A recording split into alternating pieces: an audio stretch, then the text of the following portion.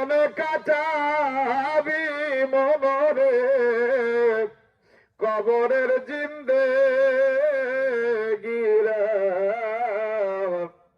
ওরে জীবন গোনাই গোনাই গেল রে কথা কম ঠিক কিনা আরে ধন সম্পদের মায়াই পড়ে গো আজি ডাকলি না মাওলা রে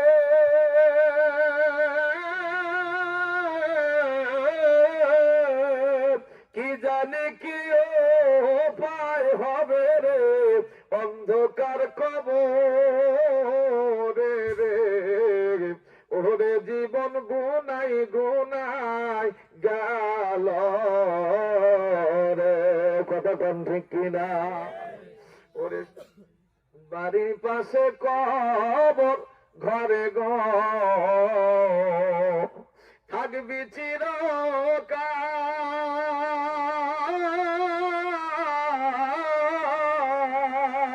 বাড়ির পাশে কবর ঘরে গো বাঁধবি রে তুই বাসা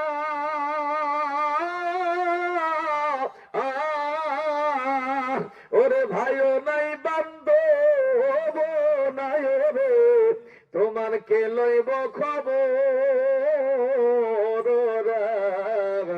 ওরে জীবন গোনাই গোনাই গেল রে কথা কোন ঠিক কিনা একদম দিন আব্বা জানেরা আমার মনে করেন আজকে এশারের নামাজের আগে মরিয়া গেছেন কোন নামাজ কি পিছনে পড়ে আছে নাকি মাগরিবের নামাজ পার হয়ে যায়নি কথা হয় না পার হয়ে যায় নাই আমার আল্লাহ আপনাকে ডাক দিয়ে বলল রে 70 বছর তুমি ইবাদত বন্দেগী করো নাই আমি আল্লাহ সব তোমারে মাফ করে দিলাম কিন্তু তুমি মারা গেছো এশারের আগে মাগরিবের নামাজের পর এই মাগরিবের নামাজ কেন আদায় করলে না এই কৈফিয়তটুকু দিয়া তুমি আমি আল্লাহ আমার জান্নাতের ভিতরে ঢুকে যাও উপায় আছে কথা বল না কেন উপায় আছে তাহলে এক ওয়াক্ত নামাজের যদি হিসাব দিতে না পারেন তো 70 বছর নামাজ পড়েন নাই এটা যদি আল্লাহ ধরে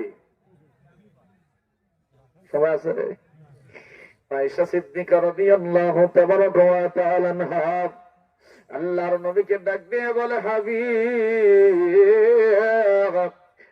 আমাদের নবী কিয়ামতের ময়দানে মানুষ কি তার আমলের উপরে ভর করে আল্লাহর জান্নাতে যেতে পারবে আল্লাহর নবীকে যখন আল্লাহ জানা আয়েশা এই কথা বলল বাবা আমার দরদের নবী প্রাণের নবী দার নবী মায়ার নবী চোখের পানি ছেড়ে দিয়ে কান্না শুরু করে দিয়েছেন জোরে কান্নার আওয়াজ হযরত আয়েশা ডাক দিয়ে বলেন হাবিব আমি কি আপনাকে কষ্ট দিয়ে ফেললাম এমন কোনে কোনে কান্দেন কেন আমার দরদের নবী মায়ার নবী ডাক দিয়ে বলে আয়েশা রে মানুষ তার আমলের উপরে ভর করে কোনোদিন জান্নাতে যেতে পারবে না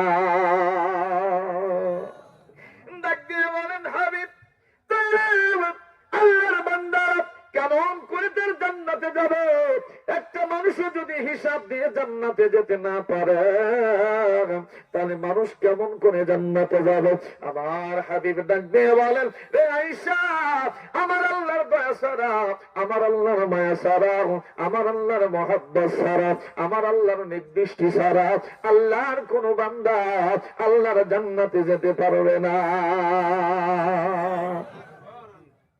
পারবে তাহলে এবার এতটুকু ইবাদত বন্দেগী যে করতেছে এত ইবাদত বন্দেগী করার পরেও তারা জান্নাতে যেতে আমলের উপর ভর করে যেতে পারবে আর আমাদের তো নাই যদি কই একেবারে নামাজ পড়িস না নামাজ না পড়ল ঈমান ঠিক আছে কথা হয় না কিন্তু নামাজ এনে তোর ঈমান কি রে কথা হয় না বারে হ্যাঁ নামাজ না পড়লাম ঈমান ঠিক আছে তার মানে কি মুসলমান ঠিক নামাজ না পড়লাম আবার এক কেন্দ্র ওয়াজ করলো কিন্তু হুজুর আপনাকে নামাজ কয় ওয়াক্ত কোন কি আবার 5 ওয়াক্ত যাক আপনাকে ভালো হয়েছে আমাদের এই দিক কারো কারোর জন্য এই ওয়াক্ত ফরজ কয় ওয়াক্ত আমার কারো কারোর জন্য 2 ওয়াক্ত ফরজ কারো কারোর জন্য 3 ওয়াক্ত ফরজ কারো কারোর জন্য 4 ওয়াক্ত ফরজ কারো জন্য আবার সপ্তাহে একদিন ফরজ কারো জন্য আবার বছরে 2 দিন ফরজ কোন বাপরে এই দিক নামাজের আবার এই কোয়ালিটি কয় হুজুর হ্যাঁ বুঝলাম না, আমার বুঝে দেন। বলছি হুজুর কেউ কে খালি ফজরের নামাজ পড়ে আর রক্ত বাদ দিয়ে হয়, তার মানে আল্লাহর উপরে একত্রে ফজরই ফরজ করছে।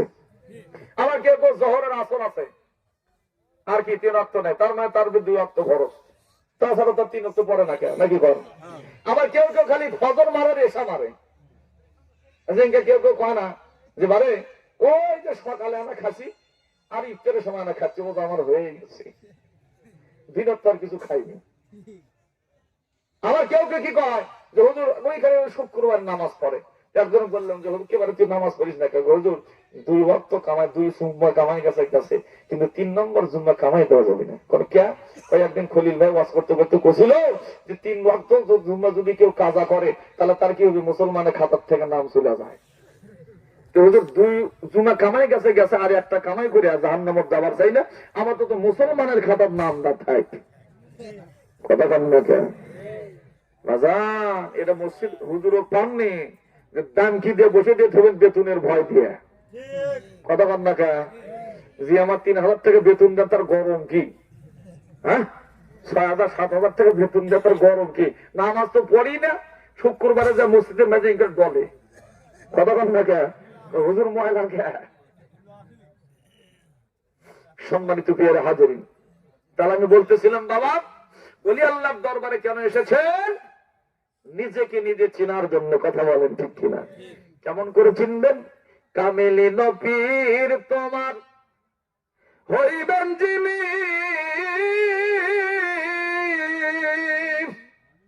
এই রুহের সুরাত দেখাইবেন তিনি। তোমার হাতে বলবেন, মানে আপনাকে দেখাই দিবে, রুহের সুরাত দেখাই দিবে। আরে তৌহিদ সাগরে ডুবাবে তোমারে, অপরূপ নূরের ছবি দেখবি নজরে। চিনো চিনো আমার মন, চিনো পাঞ্জাতন, জাতি রুহু পঞ্চজনায় বিরাজ করে। চিনো চিনো আমার মন। মারহাবা কর। আপনার দেহের ভিতরে 5টা রুহু আছে, যেরকম কয়টা? 5টা রুহু। একটা হলো রুহু ইনসানি, রুহু জামাদি, রুহু নাবাদি, রুহু হায়ানি, আর হলো রুহু কুদসি। মানবাত্মা, পরমাত্মা, তারপরে হলো জীবাত্মা, বৃক্ষাত্মা, পরমাত্মা। এই 5টা আত্মা আপনার দেহের ভিতরে আছে, তাই নয়? 5টা নফস আছে, নফস আম্মারা, নফস মুহাম্মা, নফস মুলহিমা, নফস রহমানিয়া, নফস লাওয়াম্মা। এই যে 5টা নফস, 5টা নফস, 5টা আত্মা, 5টা রূহ, এগুলো নিয়ে আলোচনা করেন, এগুলো নিয়ে বসেন। শুধু তাই না, আপনার দেহটা 7 ভাগ, আপনার দেহটা 3 ভাগ। আলিফ লাম মিম। সূরা ফাতিহার কয়টা? সূরা ফাতিহার 3 আয়াত, 7টা আয়াত। সূরা ফাতিহার আপনার দেহের মধ্যে 7টা ভাগ আছে। আবার বলেন আলিফ লাম মিম 3টে হরফ, আপনার দেহের ভিতরে 3টে কি আছে? ভাগ আছে। সানুয়ারি, দিলদুয়ারি, নীলফুমারি, যেরকম সুবহানাল্লাহ। 3টে ভাগ আছে। কোন ভাগে কে আছে? কে তাই কে কিভাবে বসে আছে?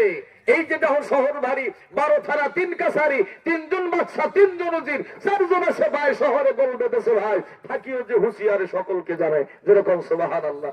এই যে দেখো শহর ভারী, আমার পায়ের বৃদ্ধাঙ্গুল থেকে মাথার চাঁদি পর্যন্ত এটা শহর। এই শহরের ভিতরে 12টা থানা আছে। কয়টা? এই যে দেখো শহর বাড়ি, 12 থানা 3 কাছারি। এই যে আলিফ লাম মিম বললাম না, 3টা কাছের আছে, 3 জন বাদশা আছে বাজান। যেমন রুহু বাদশা আক্কেল উজির, জবান বাদশা দিল উজির, আর হলো নফস আম্মারা বাদশা শয়তান তার উজির। 3 জন বাদশা, 3 জন 4 জনের সেবা আছে বাজান। এই 4 জনের সেবাই কে কে? 3 ধরেছে, গুরু ধরেছেন, ওই শরীয়তের নামাজ শেখার জন্য নয়, ওটা হুজুরও শিখে দিবি। কথা বলেন নাই? হজের কথা হুজুরও কয়ে দিবি, যেমন নিয়ম সব পুঙ্খানুপুঙ্খ শিখে দিবি। আপনি দরবারে এসেছেন, দরবারে আসছেন 1000 টাকা খরচ করে, আমি মোষ কিনছি, আমার এই মাস্টার দিয়েছে হলো 15,000 টাকা, এর ভাই দিয়েছে হলো 10,000 টাকা। কত হলো তাহলে? আরো মনে করেন ইনকার বিভিন্ন জায়গা থেকে যায় খাইয়া খায়, দিন চলে না, ওই 2,000 3,000 কোটি টাকা দিচ্ছে। আমার তো ফকির মানুষ, কিছুই নাই। কথা বলেন নাই? আমি কি মানুষ? ফকির মানুষ, কিছুই নাই। আমি মোষ কিনবো কোথা থেকে রে ভাই? আর আমাকে ওয়াজ করে যে টাকা দেয় গাড়ি ভাড়া থেকে হয় না। খালি পান মারে যে হুজুর সেই রকম ওয়াজ করেন, যা দিন দেখা হবি না। আমারও যে অবস্থা, খলিল ভাইয়ের একই অবস্থা, প্রত্যেক দিনে মাহফিল করে, কালকেও মাহফিল আছে, কথা বোঝেননি, আগামীকালও মাহফিল করবার যাবো, তাই মুশকিল মুখী দিয়া সবাই মিলে আপনারাও দেন, 10 টাকা হলে এখানে দিয়েছেন, কথা বলেন না কেন, শরীক হয়েছেন, 10 টাকা হলেও দিয়েছেন, 20 টাকা হলেও দিয়েছেন, 500 টাকা হলেও দিয়েছেন, অতিথির আয়োজন করছেন, 25,000 টাকা দিয়ে গেছে, কয় হাজার, কথা কয় না বারে, কয় হাজার, 25,000 টাকা দিয়ে গেছে, আলহামদুলিল্লাহ। কাজ কার, জোরে কর না, কাজ কার। আরো বেটা মানুষের ছায়া পায় না, আর আমি নুরিশা রাস্তাতে হেঁটে গেলে মানুষটা এনে ধরে টাকা দেয়, কথা বোঝেন নাই, কার জন্য ভালোবাসে, আল্লাহ জন্য ভালোবাসে। নূর ভাই 100 টাকা নিয়ে যান, নূর ভাই 200 টাকা নিয়ে যান, নূর ভাই 500 টাকা নিয়ে যান। ভাই রে, এই জন্য আল্লাহ রাস্তায় খরচ করলে আল্লাহ ঠেকায় না, আল্লাহ বাড়ি দিয়ে দেয়, যেভাবে কোন থেকে আসবে আল্লাহ তাই ভালো জানেন। প্রথম যখন উদ্যোগ নিলাম, আমার অনেক তরিকতের ভাই আমাকে বাবার মুরিদরা বলে যে ভাই এত বড় রিক্সের মধ্যে যাবে না, কেন, যখন তুমি ওইটা করবে তখন মানুষ বেশি হবে, এন হবে তেন হবে, আমার দরবারে উন্নয়ন দরকার, কারণ আমরা ফকিরে থাকবো, বড় লোক হওয়ার পারবো না, কথা কম না কে, হাজার চেষ্টা করলে আমার বাড়িতে বিল্ডিং তুলতে পারবো না, কারণ ফকিরের জাত, খাজা মহিনুদ্দিন চিশতি ছিল ফকির, আমাদের চিশতি নিজামের তরিকার যত ওলি আল্লাহতে সব ফকির, শাহজালাল ফকির লয়, শাহজালাল ফকির লয়, ইব্রাহিম আদম মাসি ফকির না, কি আছে করে, কিন্তু ওরা সারা বাদশার মালিক, ওরা সারা জাহানের কে, ওই যে ইব্রাহিম না বাবা আম্বালকির ওখানে যা দেখেন, ওর নামে হলো মসজিদ, ওর নামে মাদ্রাসা, কিয়ামত পর্যন্ত ওর নাম মুছে দিবে বাজান। এমন জীবন করিবে গঠন, মরিলে হাসিবে তুমি কাঁদিবে ভবন। তো বললাম বাবা দরবারের উন্নতি নাই, মুশকিল না লেগে টাকা দে। আলহামদুলিল্লাহ চতুর্দিক থেকে আসছে, পঙ্গপালের মতো আসছে, তাছাড়া আমার কোনো ক্ষমতা নেই আপনাদের খেদমত করার বাজান।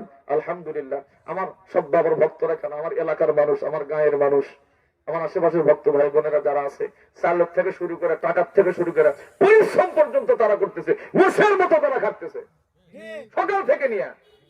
আমরা দুই বাপদাদার ক্ষমতা আছে যে এতগুলো মানুষের সংশোধন করি, কথা কম না কেন, আপনাদের সহযোগিতা, আপনাদের সবকিছু দিয়ে এই মাহফিল সুন্দর সই সোলামাতে ইনশাল্লাহ তারা পাড়ি দিয়া, এমনও হয় বাজান যারা পরিশ্রম করতেছে যদি বাঁচে খায়, না বাঁচলে খাবারও পায় না।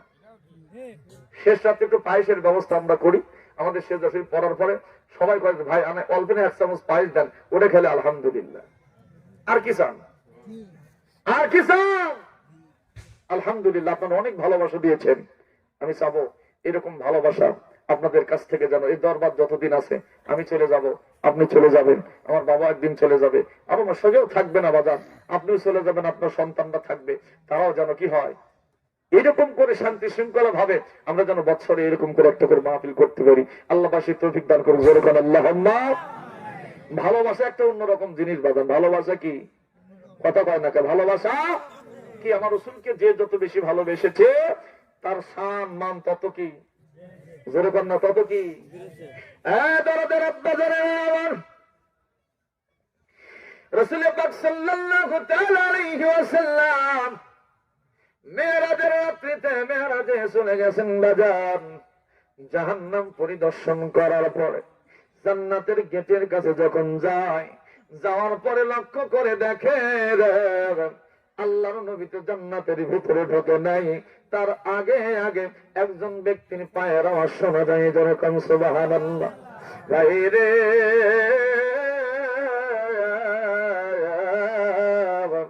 আমার নবী পাক সাল্লাল্লাহু আলাইহি ওয়াসাল্লাম জিবরাইলকে ডাক দিয়ে বলেন, ইয়া আখি জিবরাইল, আমি যতদূর জানি আমি আখির জামানার নবী, আমি যতক্ষণ পর্যন্ত না আমার উম্মতকে নিয়ে জান্নাতের ভিতরে পা দিব, বনি ইসরাইলদের 70,000 নবীর খবর নাই, আদম থেকে নিয়ে ঈসা পর্যন্ত যত নবী গেছে তারা তাদের উম্মত নিয়ে জান্নাতের ভিতরে ঢুকতে পারবে না। আল্লাহু আকবার বলবেন না? তাহলে কত বড় নবী আমরা পাইছি বাজান, আল্লাহু আকবার কয় না রে। আমগো নবী যেন তেন নবী না, আমার নবী হলেন রাহমাতুল লিল আলামিন, যেরকম সুবহানাল্লাহ। রহমতে আলাম নবী নূরে মুজাসসাম, বলেন রহমতে আলাম।